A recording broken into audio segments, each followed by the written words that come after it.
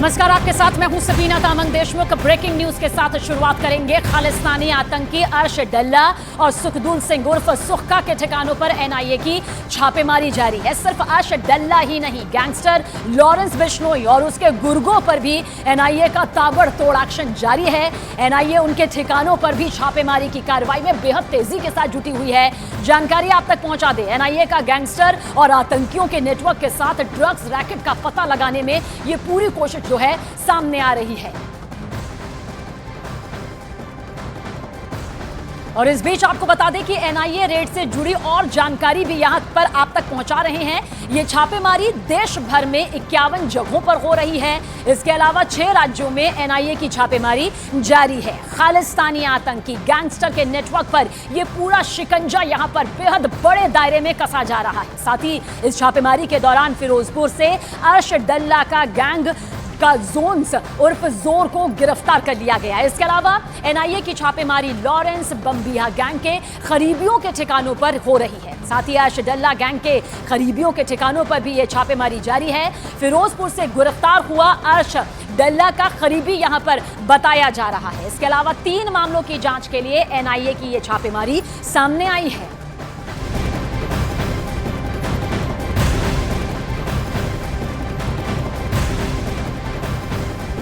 तो पंजाब में एनआईए 5 जगहों पर ताबड़तोड़ छापेमारी कर रही है। नाम आपको यहां पर बताते हैं, मोगा, मानसा, बठिंडा और फरीदकोट, जिसकी तस्वीर भी इस वक्त आपके सामने है। साथ ही फिरोजपुर में भी देख लीजिए किस तरह से एनआईए की यह छापेमार कार्रवाई बेहद तेजी के साथ जारी है। खालिस्तानी और गैंगस्टर गठजोड़ पर सिर्फ पंजाब तक ही नहीं बल्कि देश भर के कई राज्यों में एनआईए एक्शन में है। तो कई जगह छापे मारे जा रहे हैं। खालिस्तानी आतंकी और गैंगस्टर एक्शन को कनेक्शन यहां पर जो है खंगालने में जुटी हुई है। तो तस्वीर आप देखिए, 7 राज्यों में एनआईए की यह छापेमारी है। अर्श डल्ला के ठिकानों पर एनआईए की यह छापेमार कार्रवाई नजर आई है। वहीं लॉरेंस गैंग के करीबियों पर भी यह छापेमार कार्रवाई जारी है। 51 जगह ऐसी है जहां पर ताबड़तोड़ एनआईए की यह छापेमारी इस वक्त जारी है। और एनआईए ने आज जो देश के 6 राज्यों में खालिस्तानी और गैंगस्टरों के नेक्सस को तोड़ने के लिए एक्शन ताबड़तोड़ शुरू किया। दरअसल उसके पीछे की कहानी और उसके पीछे की सटीक वजह को समझना बेहद जरूरी है।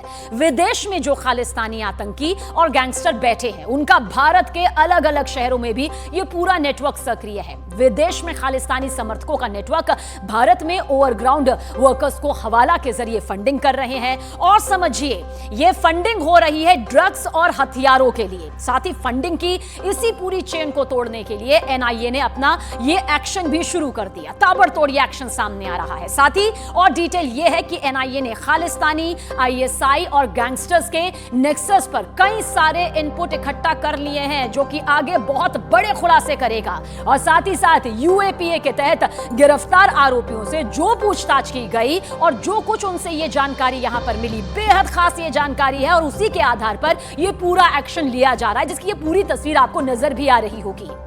और ऐसे विदेशों में बैठे खालिस्तानी आतंकियों का नेटवर्क भी छोटा मोटा नहीं है। आप समझिए किस तरह से ये बड़ा नेटवर्क है। काला कारोबार, काला खेल चलता है। दरअसल खालिस्तानी आतंकियों का नेटवर्क दुनिया के कई देशों में फैला हुआ है। न्यूज़ 18 इंडिया के पास इसकी एक्सक्लूसिव जानकारी आई है। जानकारी आप समझिए। सबसे पहले आपको पाकिस्तान में मौजूद खालिस्तानी आतंकी के बारे में ये पूरी कहानी दिखाते हैं। समझिए आप, पाकिस्तान में पहला नाम है बिलाल, जो कि खालिस्तान टाइगर फोर्स का है। पाकिस्तान में ही बब्बर खालसा का आतंकी हरविंदर सिंह सिंधु उर्फ रिंदा भी एक्टिव है, जिसका नाम आप बार बार इन दिनों सुन रहे होंगे। और इसके अलावा अगर कनाडा की बात करें तो कनाडा में अर्शदीप सिंह उर्फ अर्श डल्ला, जो कि खालिस्तान टाइगर फोर्स का है, वो बेहद तेजी के साथ एक्टिव है। कनाडा में ही लखबीर सिंह भी इसी तरह से एक्टिव मोड पर है, जो कि बब्बर खालसा का है। बब्बर खालसा इंटरनेशनल ये जो है पूरी तरह से एक्टिव मोड पर है। वहीं अमेरिका में बब्बर खालसा इंटरनेशनल का हरजोत सिंह और गुरप्रीत सिंह पन्नू का ये पूरा नेटवर्क फैला हुआ है, जो कि बेहद खौफनाक तरीके से अपने काम को अंजाम देता है। और साथ ही यूएई में आपको बता दें कि तरसेम सिंह संधू, जो कि बब्बर खालसा इंटरनेशनल का एक्टिव है। और इसके अलावा नेपाल की भी बात करें तो नेपाल में कश्मीर सिंह गलवाड़ी, जो कि बब्बर खालसा का इंटरनेशनल है। इसके अलावा फिलिपाइन फिलीपींस में भी खालिस्तानी आतंकी एक्टिव हैं। फिलीपींस में खालिस्तान टाइगर फोर्स का मनप्रीत सिंह उर्फ पीटा और खालिस्तान टाइगर फोर्स का विक्रमजीत सिंह एक्टिव है। फिलीपींस में ही बब्बर खालसा इंटरनेशनल का यादविंदर सिंह भी सक्रिय है। और समझिए आप, इसके अलावा ऑस्ट्रेलिया में खालिस्तान टाइगर फोर्स का गुरजांत सिंह का यह पूरा नेटवर्क फैला हुआ है और बहुत तेजी के साथ यह फैला हुआ है। वहीं यूरोप में भी खालिस्तानी आतंकवादियों का बहुत बड़ा नेटवर्क है। यहां बब्बर खालसा इंटरनेशनल का सतनाम सत्ता और परमिंदर खैरा काफी सक्रिय है। तो आप समझिए दुनिया के अलग अलग देशों में खालिस्तानी आतंकियों का यह नेटवर्क किस तरह से जिंदा है और कैसे यह काम करता है, इसे समझना भी बेहद जरूरी है। दरअसल इन दिनों खालिस्तानी आतंकियों का सुपर हेडक्वार्टर पाकिस्तान में बना हुआ है।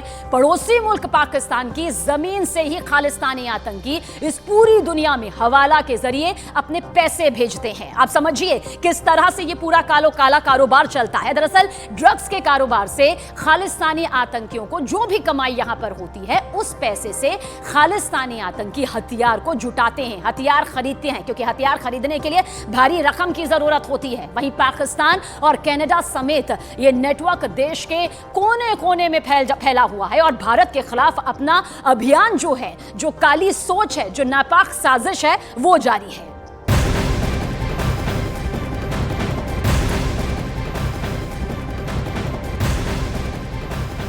और बड़ी खबर आप तक पहुंचा दे, वांटेड गैंगस्टर लखबीर सिंह संधू उर्फ लांडा से ये जुड़ी हुई है। लांडा का एक ऑडियो सामने आया है जिसमें वो पंजाब के एक कारोबारी से पैसे की मांग करता सुनाई दे रहा है और पैसे ना देने पर उसे जान से मारने की धमकी देते हुए भी वो साफ साफ सुनाई दे रहा है। तो कारोबारी से गैंगस्टर लांडा की वसूली का ये ऑडियो सामने आया है। हेलो, हाँ वीर, किदा मेरा भरा ठीक ठाक है। लंडा बोलने हरीकिया तो ते मेरा भरा एवें भज्जा फिरदा, लोकां नूं आंदा फिरदा मेरे तो पैसे मंगे। जे तेन मैं फोन लाया, तेरा है सारी डिटेल ही मेरे तो, तेरी भी, तेरे भरा बलजीत दी भी, ते मेरा भरा हुण तेरे तो पैसे लेने ही।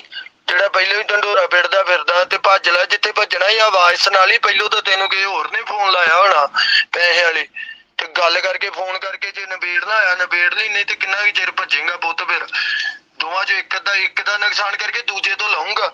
ਹੁਣ ਦੋਵਾਂ ਨੇ ਰਲ ਕੇ ਦੇਣੇ ਤੇ ਤਾਂ ਵੇਖ ਲਿਓ, ਤੇ ਬਾਕੀ ਜਿੱਥੇ ਜ਼ੋਰ ਲੱਗਦਾ ਲਾ ਲਈ, ਜਿੱਥੇ ਭੱਜਣਾ ਹੀ ਭੱਜ ਲਈ। और कनाडा में खालिस्तानी समर्थकों ने प्रशासन की इजाजत न मिलने के बावजूद अपनी ताकत दिखाने के लिए जनमत संग्रह किया। हालांकि उनका यह जनमत संग्रह पूरी तरह से फेल हो गया, नाकाम हो गया, क्योंकि जिस गुरुद्वारे में खालिस्तान समर्थकों ने इस जनमत संग्रह को किया, वहां कुछ ही यानी कि चंद ही खालिस्तानी समर्थक पहुंचे। इसलिए जो साजिश थी, काली सोच थी, उस पर पानी फिर गया, जिसकी वजह से उनको यह जनमत संग्रह पूरी तरह से फेल होता हुआ नजर आया। और इससे पहले खालिस्तानी समर्थकों ने 10 सितंबर को जनमत संग्रह करने का ऐलान किया था, लेकिन जिस स्कूल में जनमत संग्रह करवाने की मांग की गई, उसके कड़े रुख की वजह से कनाडा के प्रशासन ने जनमत संग्रह की अनुमति नहीं दी। मगर उसके बाद भी खालिस्तानी समर्थकों ने जनमत संग्रह किया, लेकिन हुआ कुछ नहीं। एक गुरुद्वारे में जहां बहुत ही कम लोग पहुंचे, बहुत ही कम संख्या में खालिस्तानी समर्थक पहुंचे, जिसने बता दिया कि इनकी ये काली सोच चंद लोगों में, चंद खालिस्तानी समर्थकों में ही सिमटी हुई है।